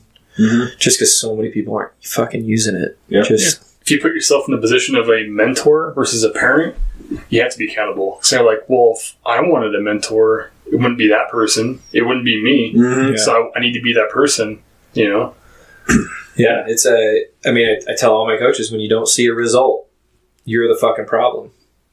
Figure it out. You can bring it to the table. Don't feel afraid to ask me for help or whatever, but recognize first that you are the problem. Because a lot of coaches, personal trainers be like, oh, well, they didn't put in the work. It's like, you were supposed to get them to put in the work. Mm-hmm. So what did you do wrong? Yeah, that's the purpose of you get a negative NCOER. Yeah. It's like, oh, you can't fucking qualify expert and marksman. That's because you fucked him. He didn't fuck himself. Yeah, which, I don't know from the active duty side, but from the guard side, I felt like that was one of my biggest frustrations, the lack of accountability from low to high. High was always a little more skilled at it. They could always, the really high was fucking great at it. They'd be like, it's my fault, I did something wrong, but they would punish you because that's how they know they're going to be like, I'm going to train this person to do it right. And it felt like punishment, but ultimately they're trying to teach you, right? And I could see that. But then, what was so frustrating for me in the guard is that I was often tasked with all the responsibilities of an E5, which is a sergeant, right? Including to the extent of everything that a sergeant does, which is standing in the formation at the sergeant's rank and delegating tasks to your team and everything, right? And I was never paid for that because it was just doing my duty, right? And the problem was I was a very responsible adult. I owned a business at this point, so I was taking a lot of my leadership skills into the military career. And the biggest problem with the National Guard in my particular avenue was, in order to get promoted, there had to, somebody either had to die or ETS or get promoted. So the slot became available when it comes to the E5 and up. So I was literally I was an E4 the whole time, 6 years. So it's kind of here I am sitting at an E4 the whole time, crushing PT, maxing out PT tests, which is mainly the thing that holds them back from promotions. I'm crushing that. I'm crushing every test. I'm always accountable. I'm always listening. I'm always doing the right thing. I'm always in the right place, right time, right uniform. And, it was easily seen. I would get all the verbal confirmation I was doing the right thing, but I couldn't get the promotion. And so then when it comes time to ETS, they're doing everything they can to keep you, right? Because retention's a huge thing. They're like, hey, you want to come to Mongolia with us for 2 weeks? Nobody else is getting this opportunity except for you. But you have to extend your ETS by 1 month. They were only trying to get me to stick around for a fucking month. They weren't even asking for a year. They thought that if I did that in a month, they could probably hook me up with another thing. You know what I mean? Get me to fall in love with the job or whatever, which they might have been right. But it was that 1 month was also when my child was supposed to be born. So it was highly inappropriate, although I would have taken it if that weren't the case, probably. Mm-hmm. Although it was always hard to do military stuff when you own a business. Super hard. It became I became torn because it was I have to dedicate myself fully to this business because that's my life now. It's my life. It's my well-being. I'm one of the few, it's more popular now, but I'm one of the few CrossFit gym owners here that's it. I don't have a supplemental income of any sort. That's my job. I need to make a living off of it. Mm-hmm. And there's not that many out there. Most of them have a side gig, full-time gig, partial job, you know what I mean? And that's not me. And now I'm proud to say that most of my coaches, that's not the case either. they want to be coaches. That's their job. And I'm trying to get it to where their job can be a full-time commitment without sacrificing everything, their fucking family. And because that's what I had to do, you know, and if I can help mentor these people get through that struggle faster than what I had to deal with. But, yeah, I mean, I probably went on like a million tangents right there, but that's, accountability is just so fucking vital to our culture, and everybody will talk about it and not live it, and it's sick. We gotta live it. We gotta live it every day. Then at least be aware, having the awareness that that you're not doing the right thing sometimes. Yeah. Well, yeah, we should probably wrap it up. You want to name your gym, social media, all that good stuff. So Principia Fitness is the gym. So you can find us on Instagram at Principia Fitness, and I'm on Instagram as at the real White Iverson. There's some underscores in there. And I want to put the disclaimer out. It's because my last name's Iverson, and there was a song called White Iverson by Post Malone. Yeah, I think so. Yeah. So I want to make sure that that's out, so anybody's not thinking like I'm just like some white supremacist. Yeah, because I think I need to change it again. But the real White Iverson, because that's my fucking name. Like the white is right Iverson. No. Yeah. And then website. We're on Cole in Franklin now. We used to be on Cole in Maple Grove. We got a nice facility with bathroom, showers, all that stuff, and our goal is just results for everybody. So just make sure that you're coming in with knowing exactly what you want to achieve, because otherwise we're going to dig it out of you, and that can be a hard process sometimes.